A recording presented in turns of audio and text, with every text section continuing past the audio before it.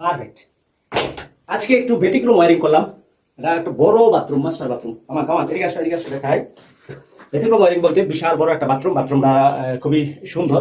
এখানে প্রথমে থাকবে, দেখাও, এটা হলো লো কমোড, এটা হলো হাই কমোড, এভাবে থাকবে। তারপরে যে পুশ শাওয়ার, লো ডাউনের পয়েন্ট, সবই পয়েন্ট আছে। এদিকে ঘুরো, এদিকে দেখো, হট অ্যান্ড কুল, গরম পানি ঠান্ডা পানি, এটা হাতে মিক্সার বানানো।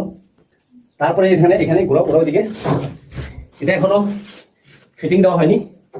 এই যে এটা এখানে ফিটিং হবে। এটা হলো এখানে একটা বাথটাব হবে, বাথটাবের জন্য এটা ওয়ারিং করলাম। আমি দেখাই, বাথরুমটা খুবই বড়, বাথটাব ওয়ারিং সহ হবে। তো ওই পাশে আরেকটা ডিজিটাল করলাম, দেখাই ওইটা। যে এখানে আছে কিচেনে শুধু ঠান্ডা পানি। এই যে একটা করছি, এটা হলো ভিআইপি। এইখানে হলো হট অ্যান্ড কুল, এটা গরম ঠান্ডা। এখানে একটা হাউস সিস্টেম বানাবে ওয়াল টাইম হাঁড়ি পাতিল ধোয়ার জন্য।